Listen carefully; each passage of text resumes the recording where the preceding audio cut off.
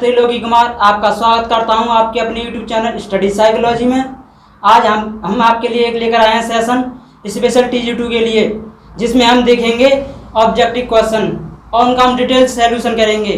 क्योंकि आपको पता ही होगा जो हमारी वैकेंसी आई हुई है UPPCL में, TG2 की, UPRBL में और NCL में, इनका पेपर जल्दी आपका होने वाला है। इसलिए आपकी तैयारी को और बेहतरीन बनाने के लिए हम एक क्वेश्चन सीरीज लेकर आए हैं और ये पर्टिकुलर डेली बेसिस पर चलेंगे। सो क्वेश्चन सीरीज हम इन पर देखेंगे जो क्वेश्चन आपके एग्जाम में आ चुके हैं या आपके एग्जाम पॉइंट भी बहुत ज़्यादा इम्पोर्टेंट हैं, उनको हम डिटेल सॉल्यूशन करेंगे और इनके बारे में डिटेल से जानेंगे। ये सेशन आपके लिए बहुत ही महत्वपूर्ण होने वाला है और आपकी तैयारी को बहुत ही बेहतरीन वे में ले जाएगा। तो आप इस सेशन को अभी इसी समय लाइक कर दीजिए और आप चैनल पर नए हैं तो चैनल को सब्सक्राइब करना ना भूलिए। और हम इस सेशन को भी स्टार्ट करते हैं। आइए देखते हैं पहला क्वेश्चन ऑब्जेक्टिव।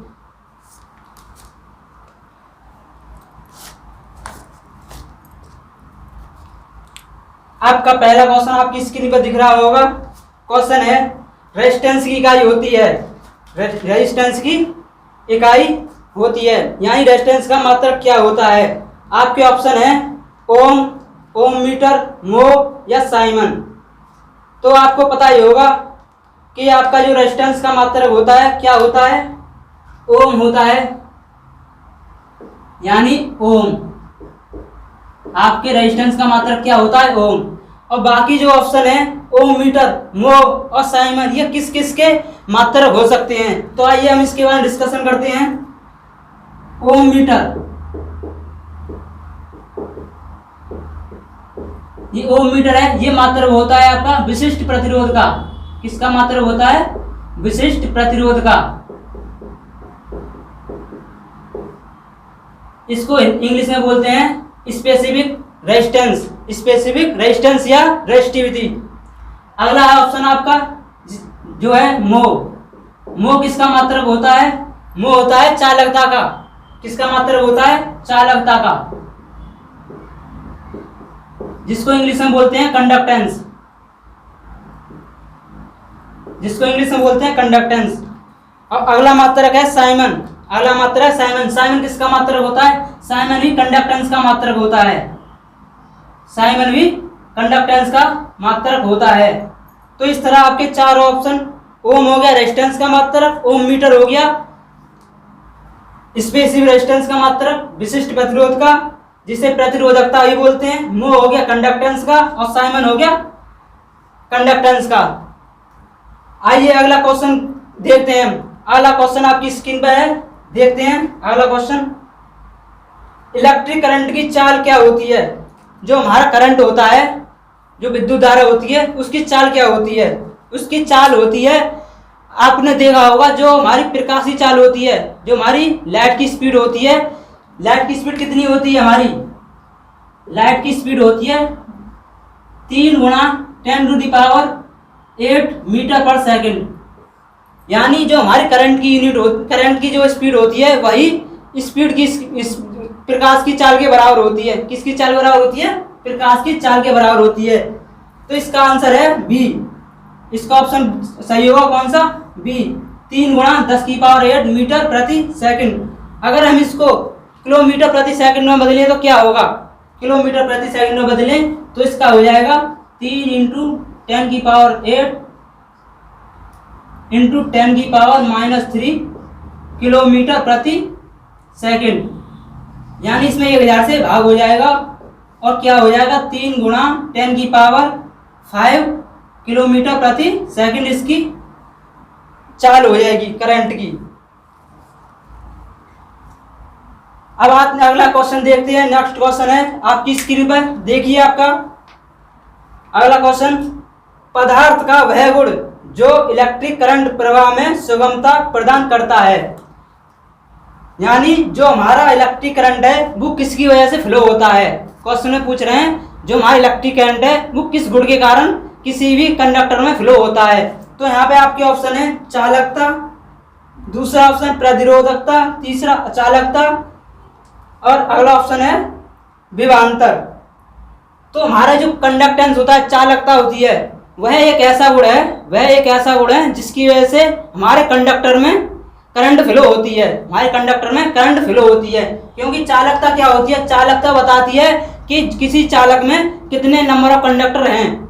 यदि किसी चालक में नंबर ऑफ इलेक्ट्रॉन किसी चालक में ज़्यादा हैं तो उस कंडक्टर की जो चालकता होगी या कंडक्टेंस होगा बहुत ज़्यादा होगी। तो इसका ऑप्शन होगा ए, इसका ऑप्शन होगा ए सही। क्या होगा? चालकता इंग्लिश में बोलते हैं कंडक्टेंस। दूसरा ऑप्शन है प्रतिरोधकता क्या होती है? प्रतिरोधकता होती है जो हमारे जो चालकता है उसका जस्ट अपोजिट।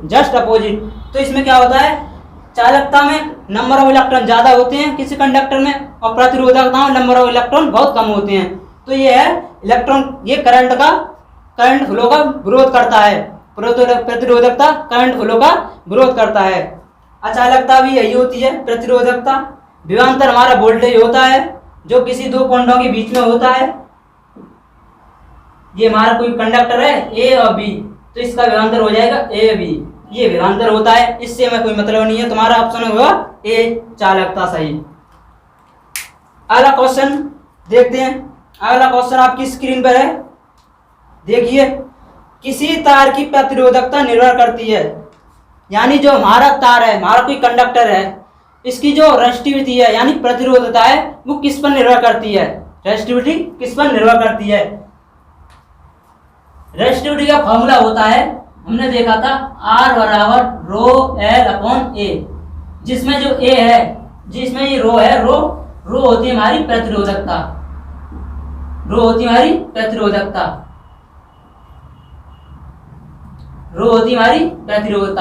तो जो प्रतिरोधकता है ये हमारी पदार्थ की प्रकृति पर निर्भर करती है, यानी हमारा पदार्थ किस टाइप का है, एल्युमिनियम का है कि कॉपर का है, चांदी का है, ये उसकी प्रकृति पर निर्भर करती है प्रतिरोधकता।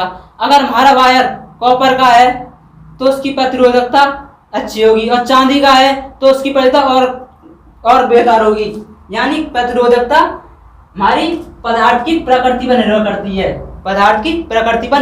है, तो इसका आंसर हो जाएगा पदार्थ की प्रकृति। लंबाई और अनुप्रस्थ काट का क्षेत्रफल, इसमें कोई संबंध नहीं, क्योंकि जो हमारा अनुप्रस्थ काट और लंबाई है वो केवल रेजिस्टेंस निर्भर करता है उन पर। क्या निर्भर करता है? उन पर केवल रेजिस्टेंस निर्भर करता है, यानी L और A लंबाई और क्षेत्रफल पर रेजिस्टेंस निर्भर करता है, हमारा प्रतिरोधकता निर्भर नहीं करती है। आइए अगला क्वेश्चन देखते हैं। अगला क्वेश्चन आपकी स्क्रीन पर है, देखिए। अगला क्वेश्चन है, एम्पियर सेकंड किसकी इकाई है? एम्पियर सेकंड किसका मात्रक है? तो एम्पियर सेकंड किसका मात्रक है? आपके ऑप्शन है शक्ति, दूसरा ऑप्शन है चालकता, तीसरा ऑप्शन है ऊर्जा, और आपका अगला ऑप्शन है आवेश। तो आप देखिए इसमें कौन सा आंसर सही हो सकता है। आपको पता है हमारा शक्ति P बराबर क्या होता है? VI होता है। इसमें सेकंड T नाम, मतलब इसमें कोई समय नाम का कोई टर्म है नहीं, तो वहां शक्ति तो होगा नहीं, शक्ति कैंसिल हो गया। अगला ऑप्शन है हमारा चालकता क्या होती है? G बराबर 1/R। इसमें शक्ति में क्या होता है? P बराबर VI होता है। इसमें समय नाम की कोई समय है नहीं है इसमें, तो ये तो ऑप्शन आपका कैंसिल हो गया। चालकता क्या होता है? G बराबर 1/R होता है, इसमें भी कोई समय नहीं है। जबकि हमारी एम्पियर सेकंड में क्या है? समय है, एम्पियर सेकंड में क्या है हमारा? समय है, करंट और समय। इसमें करंट ना करंट है ना समय है। ऊर्जा क्या होती है? ऊर्जा होती है P बराबर W/T, यानी T बराबर P इंटू W। तो क्या हो गया? T बराबर क्या हो गया? T बराबर हो गया W/P। इसमें भी करंट नहीं है तो ये भी नहीं है। हमारा ये है आवेश, Q बराबर क्या होता है? IT, यानी ampere into second. Ampere into second. यानी ऑप्शन हमारा डी हमारा सही का ऑप्शन है, डी हमारा सही है। यानी एम्पियर सेकंड किसकी इकाई है? आवेश की। अगला क्वेश्चन है आपका, आपकी स्क्रीन पर देखिए, निम्न में से कौन सा वाट के बराबर नहीं है? निम्न में से कौन सा वाट के बराबर नहीं है? इसके ऑप्शन है ए जूल बट्टे सेकंड, बी ऑप्शन है इसका एम्पियर बट्टे वोल्ट, सी ऑप्शन है इसका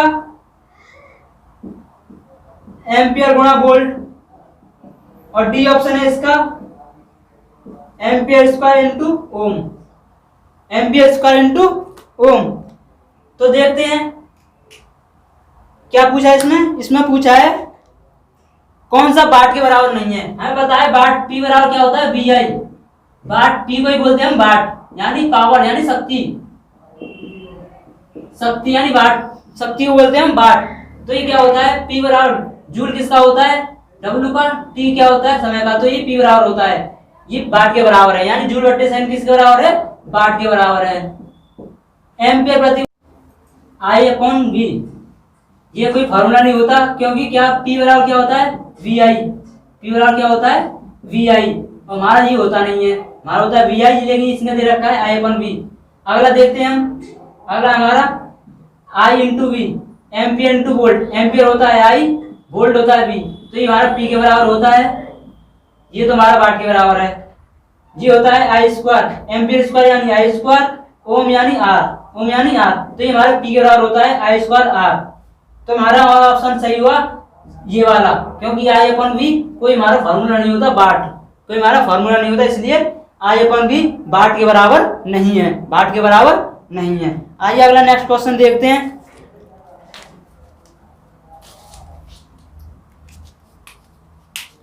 नेक्स्ट क्वेश्चन आपकी स्क्रीन पर है, चालकता का मात्रक होता है। ये क्वेश्चन में पहले डिस्कशन कर दिया था, लेकिन फिर भी देख लेते हैं। चालकता का मात्रक होता है, क्या होता है चालकता का मात्रक? चालकता के दो मात्रक होते हैं, क्या होता है? एक तो चालकता का मात्रक होता है साइमन, चालकता मात्रक होता है साइमन, और एक होता है चालकता का मात्रक मोह। क्या होता है? मोह या ओम इनवर्स, या ओम इनवर्स। ये भी चालकता का मात्रक है, ये भी चालकता का मात्रक है, ये भी चालकता का मात्रक है। तो इसमें हमारा ऑप्शन होगा कौन सा वाला? हमारा ऑप्शन होगा ए ऑप्शन हमारा सही है। ओम प्रति मीटर, ये कोई हमारी मात्रक नहीं होता है, ना मीटर प्रति ओम होता है, और ना ही मोह प्रति मीटर होता है, ये कोई मात्रक नहीं होते। अगला क्वेश्चन है आपका, आपकी स्क्रीन पर आपको दिख रहा होगा,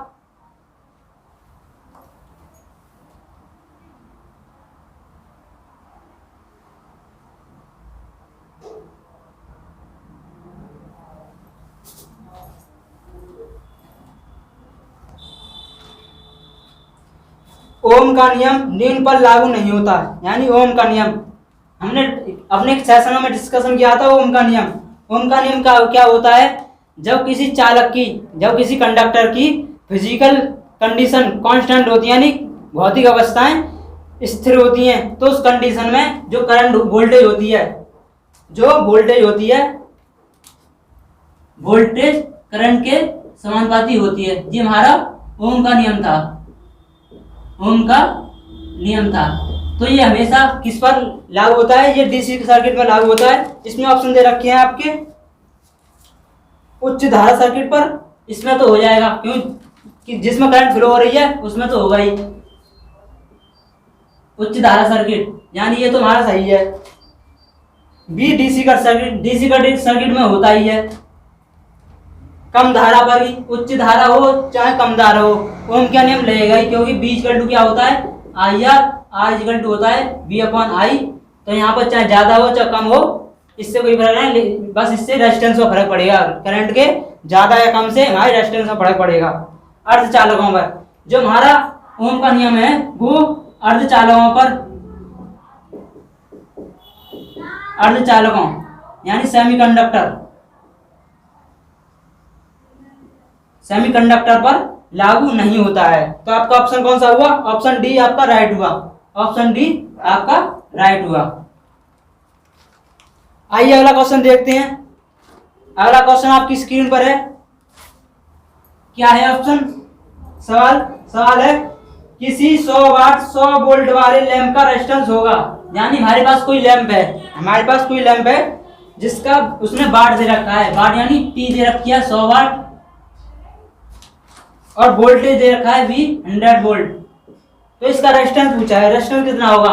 P बराबर होता है हमारा फॉर्मूला V²/R। क्या होता है? V²/R। यहाँ से हमें निकालना रेजिस्टेंस, तो R बराबर हो जाएगा V²/P। V² V है हमारा 100 वोल्ट, 100 × 100/100, क्योंकि P भी हमारी 100 वाट है, तो 100 से 100 कैंसिल, R आ गया हमारा 100 ओम। क्या आ गया? 100 ओम। तो हमारा ऑप्शन दे रखे थे 100 ओम। अगला ऑप्शन था 100 मोह। ये जो मोह वाला है ये चालकता दे रखी है, लेकिन हमें रेजिस्टेंस निकलवाया, हमें चालकता नहीं निकलवाई है। तो आप सब ऑप्शन में हो जाएगा ए 100 वोल्ट, 100 ओम राइट आंसर, 100 ओम राइट आंसर। अगला क्वेश्चन है निम्न में से किसका ऋणात्मक ताप गुणांक होता है? ऋणात्मक ताप गुणांक होता है। तो आपके ऑप्शन है इसमें ऋणात्मक ताप गुणांक। ऋणात्मक ताप गुणांक से मतलब होता है, आप पहले ऋणात्मक ताप गुणांक से मतलब समझ लीजिए। ऋणात्मक ताप गुणांक से मतलब होता है वह पदार्थ जिसका ताप बढ़ाने पर, जिसका ताप यानी टेम्परेचर बढ़ाने पर जिसका रेजिस्टेंस कम हो जाए, यानी जिसका ताप बढ़ाने पर रेजिस्टेंस उसका कम हो जाए, उसे बोलते हैं हम ऋणात्मक ताप गुणांक। और एक होता है धनात्मक ताप गुणांक। धनात्मक ताप गुणांक होता है जिसका ताप बढ़ाने पर रेजिस्टेंस भी बढ़ जाए, यानी ताप बढ़ाओ उसका रेजिस्टेंस भी साथ में बढ़ जाए, तो वो होता है धनात्मक ताप गुणांक। तो इनमें दे रखे हैं 4 ऑप्शन। पहला ऑप्शन है आपका इलेक्ट्रोलाइट। पहला ऑप्शन है आपका इलेक्ट्रोलाइट। दूसरा ऑप्शन है आपका ब्रास। ब्रास बोलते हैं पीतल को। तीसरा ऑप्शन है मरकरी, और चौथा ऑप्शन है सिल्वर।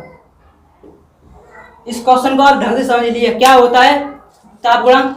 ताप गुणांक जो हमारे कंडक्टिव मटेरियल होते हैं, जो हमारे कंडक्टिव जितने भी मटेरियल होते हैं, चांदी, सिल्वर, कॉपर, एल्युमिनियम, इन सभी का, चाहे मरकरी ले लो, चाहे पीतल ले लो, ब्रास ले लो, इन सभी का जो ताप गुणांक होता है वो धनात्मक होता है। क्या होता है?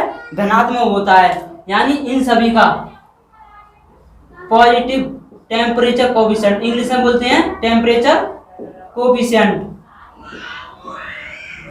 यानी धनात्मक ताप गुणांक होगा। धनात्मक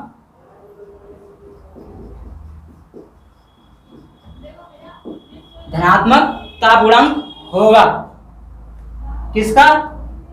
जितने भी हमारे कंडक्टर मटेरियल होते हैं उन सभी का ताप गुणांक धनात्मक होगा। और जितने भी हमारे सेमीकंडक्टर मटेरियल होते हैं, सेमीकंडक्टर, जर्मेनियम, सिलिकॉन, इनका सभी का होता है नकारात्मक ताप गुणांक। यानी हमारा इलेक्ट्रोलाइट का ताप गुणांक नेगेटिव होगा। इलेक्ट्रोलाइट का ताप गुणांक नेगेटिव होगा। आइए अगला क्वेश्चन देखते हैं। अगला क्वेश्चन आपकी स्क्रीन पर है।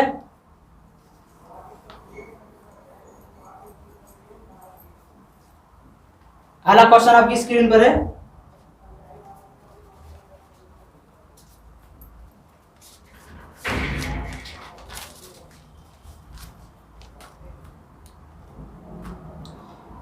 तो अब क्वेश्चन है आपका 3 ओम के 3 प्रतिरोध त्रिभुजाकार जुड़े हुए हैं। यानी हमारे पास कोई 3 ओम के 3 रेजिस्टेंस है, हमारे पास 3 ओम के 3 रेजिस्टेंस हैं और वो त्रिभुजाकार जुड़े हुए हैं। त्रिभुजाकार मतलब ट्रायंगल की शेप में जुड़े हुए हैं ऐसे।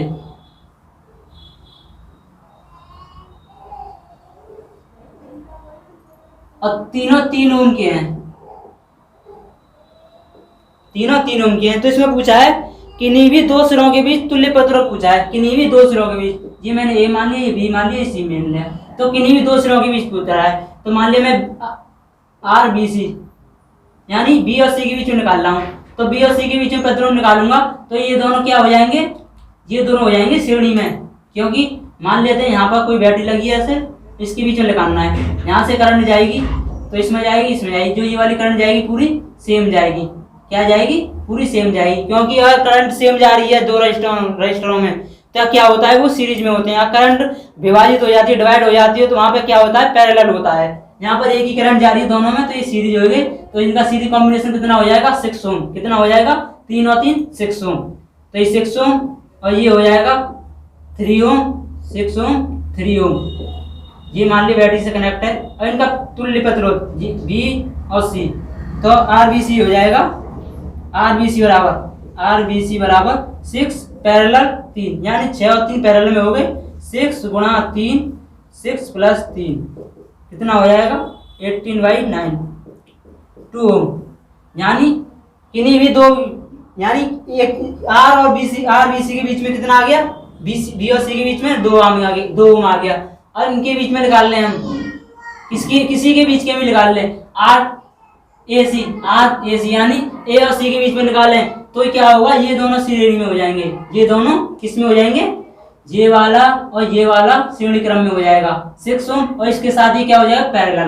तो क्या हो जाएगा, 6 गुणा 3, 6 प्लस 3 18 2 ओम। यानी किन्हीं भी दो टर्मिनलों के बीच में निकाल लीजिए, रेजिस्टेंस उतना ही आएगा।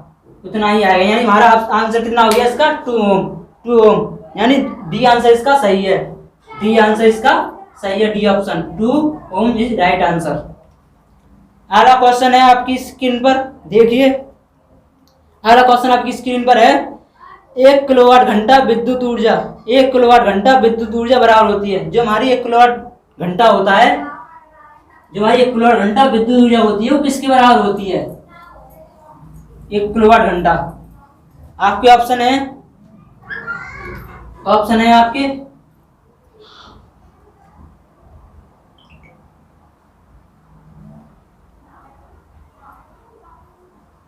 36 गुणा 10 की पावर 5 वाट।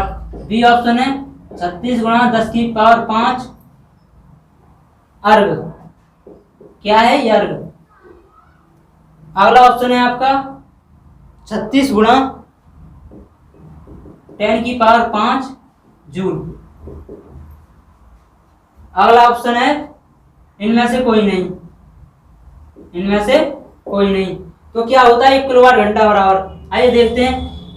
1 किलोवाट घंटा बराबर होता है, के का मतलब होता है 1000, के का मतलब होता है 1000। और 1 घंटे में कितने सेकंड होती हैं, 60 मिनट एंड 60 सेकंड। तो क्या हो गया, ये हो गया 3600 इंटू 1000।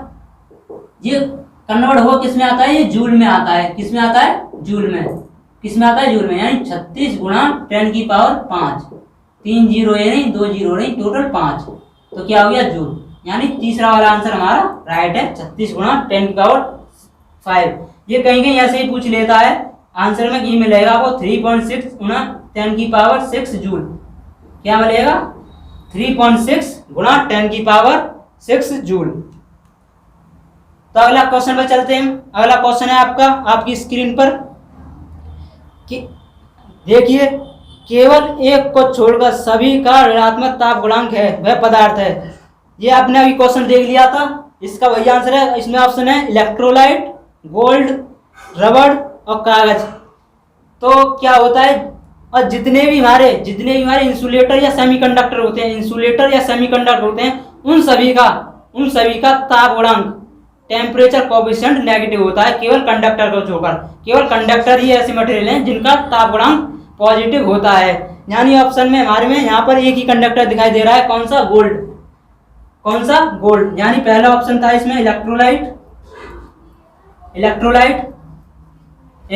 बताया था, नेगेटिव टेम्परेचर कोएफिशिएंट होता है। बी हमारा गोल्ड, सोना क्या होता है, सोना एक धातु है, तो इसका धातु है यानी कंडक्टिव मटेरियल है, तो इसका पॉजिटिव होगा।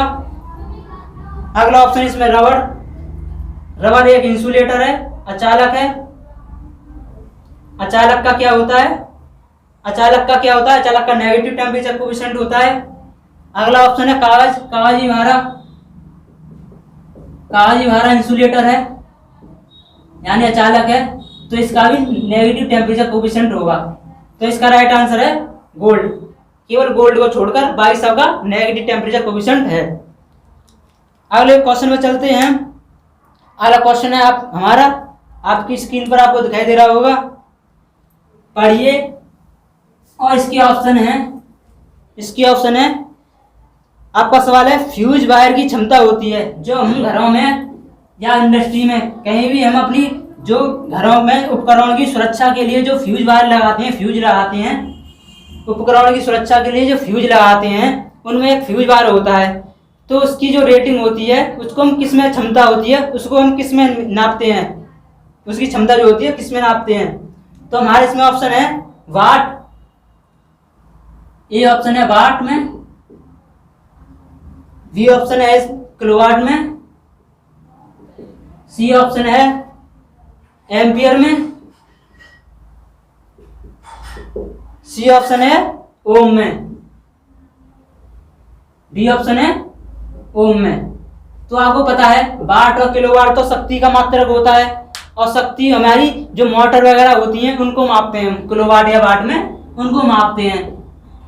क्योंकि जो हमारा फ्यूज वायर होता है उसमें कभी वो जो फ्यूज वायर होता है वो काम कैसे करता है, उसमें क्या होता है, जब हमारे घर में या हमारे कहीं भी कोई अबनॉर्मल यानी कैसे ही फॉल्ट हो जाए तो उस कंडीशन में क्या होता है, करंट का मान बढ़ जाता है। शॉर्ट सर्किट हो गया तो क्या हो गया, करंट की वैल्यू बहुत ज्यादा इंक्रीज हो जाती है, बहुत ज्यादा बढ़ जाती है।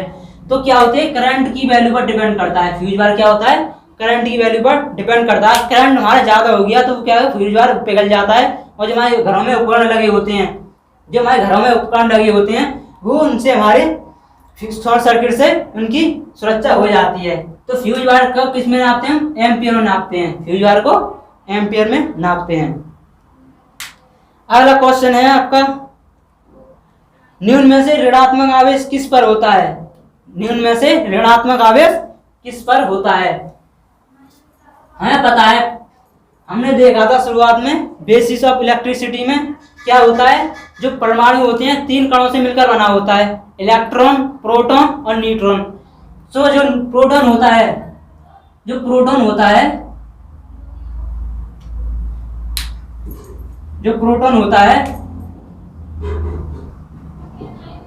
प्रोटॉन पर कैसा आवेश होता है, प्रोटॉन पर पॉजिटिव आवेश होता है। इलेक्ट्रॉन और जो इलेक्ट्रॉन होता है, इलेक्ट्रॉन को होता है नेगेटिव आवेश। और जो न्यूट्रॉन होता है, न्यूट्रॉन को होता है जीरो आवेश। क्या होता है, जीरो आवेश, यानी न्यूट्रॉन पर कोई भी आवेश नहीं होता है। तो हमारा नेगेटिव आवेश किस पर होता है, इलेक्ट्रॉन पर होता है। और इलेक्ट्रॉन और प्रोटॉन दोनों का द्रव्यमान सेम होता है, यानी जो हमारा जो प्रोटॉन और न्यूट्रॉन होता है उनका हमारा द्रव्यमान लगभग सेम होता है। और चार्ज इलेक्ट्रॉन प्रोटॉन पर सेम होता है चार्ज, केवल पॉजिटिव और नेगेटिव का अंतर आता है। प्रोटॉन पर पॉजिटिव चार्ज होता है, इलेक्ट्रॉन पर नेगेटिव होता है। प्रोटॉन पर चार्ज होता है EP, प्रोटॉन पर चार्ज कितना होता है, प्लस 1.6 गुणा 10⁻⁻19 कूलम। क्या होता है, कूलम। कूलम क्या है, चार्ज की यूनिट होती है। और इलेक्ट्रॉन का आवेश होता है -1.6 गुणा 10⁻⁻19 कूलम। कितना होता है, इतना आवेश होता है। और जो हमारे इलेक्ट्रॉन का वेट होता है, इलेक्ट्रॉन हमारे प्रोटॉन से बहुत ज्यादा हल्का होता है। कितना हल्का होता है, मास ऑफ इलेक्ट्रॉन बराबर होता है मास ऑफ प्रोटॉन 1840, यानी 1/40वां भाग होता है इलेक्ट्रॉन, 1/40वां भाग होता है इलेक्ट्रॉन प्रोटॉन का, इतना हल्का होता है। और न्यूट्रॉन पर हमारे जीरो आवेश होता है। आइए अगले क्वेश्चन पर चलते हैं। अगला क्वेश्चन आपकी स्क्रीन पर आपको दिखाई दे रहा होगा कि एक अच्छे चालक में होता है, जो हमारे एक अच्छा कंडक्टर है, तो उसमें क्या विशेषता होनी चाहिए। हमारे पास कोई कंडक्टर है और वो अच्छा होना चाहिए, तो किस वजह से वो अच्छा होना चाहिए। तो आपके ऑप्शन है इसमें प्रतिरोध, पहला ऑप्शन प्रतिरोध, दूसरा ऑप्शन है उच्च चालकता, दूसरा ऑप्शन उच्च चालकता, सी ऑप्शन है आपका तापीय चालकता,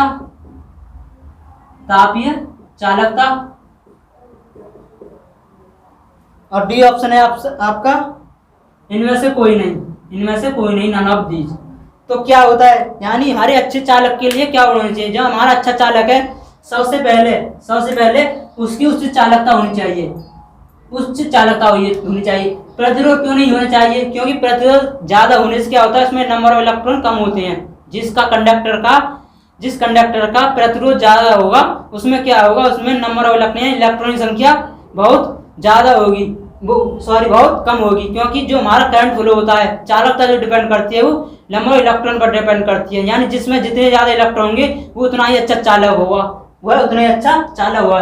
तापीय चालकता क्या होती है, तापीय चालकता होती है कि वह कितनी जल्दी हीट होता है, कितनी जल्दी हीट होता है। जैसे हमारा नाइक्रोम है जिसे हम विद्युत हीटर में यूज करते हैं, उसकी तापीय चालकता अच्छी होनी चाहिए। यानी विद्युत हीटर के जो हमारे एलिमेंट यूज करेंगे तो उसमें क्या होनी चाहिए, उसमें होनी चाहिए हमारी तापीय चालकता अच्छी होनी चाहिए उस कंडक्टर, यानी जो हमारा नाइक्रोम होता है। तो हमारे अच्छे कंडक्टर के लिए क्या होनी चाहिए, उच्च चालकता होनी चाहिए। तो हमारी जो उच्च चालकता होती है, सबसे अच्छा कंडक्टर होता है हमारा चांदी, सबसे अच्छा कंडक्टर होता है चांदी, फिर होता है सोना, फिर होता है कॉपर, फिर एल्युमिनियम, फिर होता है एल्युमिनियम। लेकिन हम फिर भी जो हमारे ट्रांसमिशन और डिस्ट्रीब्यूशन में जो हम कंडक्टर यूज करते हैं वो एल्युमिनियम करते हैं। क्यों एल्युमिनियम करते हैं, क्योंकि ये तो थोड़ा सस्ता पड़ता है और हमें आसानी से मिल जाता है। चांदी क्यों नहीं यूज करते, कॉपर यूज नहीं करते, क्योंकि बहुत महंगे पड़ते हैं वो, और जिससे अगर उनको यूज करने लग गए तो हमारा जो पावर सिस्टम है बहुत महंगा हो जाएगा, हमें बिजली बहुत महंगी मिलने लग सकती है। आपका अगला क्वेश्चन है आपकी स्क्रीन पर, अगला क्वेश्चन है सिल्वर पट्टी की सहन सीमा कितनी होती है। यानी जो हमारी हमने क्या पढ़ा था, कलर बैंड पढ़ा था प्रेस्टोन से कि कलर बैंड, जो हमारे कलर कोडिंग होती है स्टोन सी, उसमें क्या होता है सिल्वर पट्टी होती है। कैसे रेजिस्टेंस होते हैं हमारे, ऐसे रेजिस्टेंस होते हैं जिनमें कलर वाइज पट्टी लगी होती है, तो ये सिल्वर पट्टी होती है। उसमें क्या होता है, टॉलरेंस होता है।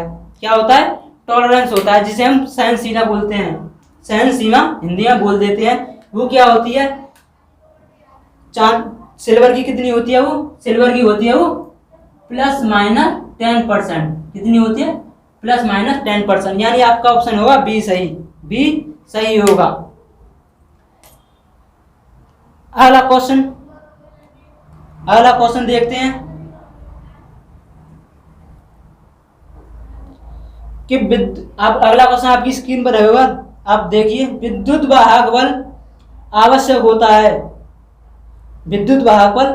होता है, यानी जो विद्युत वाहक बल है वो किस लिए आवश्यक होता है। आपके ऑप्शन है कंडक्टेंस को रेजिस्टेंस में परिवर्तित करने हेतु, इलेक्ट्रॉन को गतिमान करने हेतु, इलेक्ट्रॉन को पलायन से रोकने हेतु, असंतुलित परमाणुओं से इलेक्ट्रॉन्स को पृथक करने हेतु। यानी जो हमारा ईएमएफ है, इलेक्ट्रोमोटिव फोर्स, मैंने आपको बताया था आपकी बेसिक इलेक्ट्रिसिटी क्लास में, जो हमारा इलेक्ट्रोमोटिव फोर्स होता है वो क्या करता है, वो इलेक्ट्रॉनों को मूव कराने के लिए हेल्पफुल रहता है। यानी करंट जो फ्लो होता है, करंट फ्लो कब होता है, जब इलेक्ट्रॉन गतिमान होते हैं, और इलेक्ट्रॉन गतिमान कब होंगे, जब उन पर एक इलेक्ट्रोमोटिव फोर्स वर्क करेगा। यानी इलेक्ट्रोमोटिव फोर्स किस लिए आवश्यक है, इलेक्ट्रोमोटिव फोर्स आवश्यक होता है हमारे इलेक्ट्रॉनों को गति प्रदान करने के लिए। क्या होता है, गति प्रदान करने के लिए। तो आपका ऑप्शन कौन सा होगा, बी ऑप्शन आपका सही होगा। इलेक्ट्रॉन को गतिमान करने हेतु, इलेक्ट्रॉन्स को गतिमान करने के लिए, इलेक्ट्रॉन्स को गतिमान करने के लिए। तो आपका सेशन ये यही समाप्त होता है। हम अगले सेशन में आपके लिए कुछ और इससे अच्छे बढ़िया क्वेश्चन लेकर आएंगे। हमारे साथ बने रहिए, आपकी प्रिपरेशन को इसी तरह बनाए रखिए और ऐसे ही हमारे साथ बने रहिए। आपकी प्रिपरेशन और बेहतरीन होगी। हम इससे अच्छे क्वेश्चन और लेकर आएंगे। टेक्निकल के लिए, नॉन टेक्निकल के लिए आप हमारे चैनल के साथ जुड़े रहिए। तो अगर आपको चैनल हमारा जो सेशन है पसंद आया हो तो सेशन को लाइक करिए, और चैनल पर नए हैं तो चैनल को सब्सक्राइब करना ना भूलिए। और चैनल को ज़्यादा से ज़्यादा शेयर कीजिए। अगर आपको सेशन पसंद आया हो तो ज़रूर शेयर कीजिए। Thank you.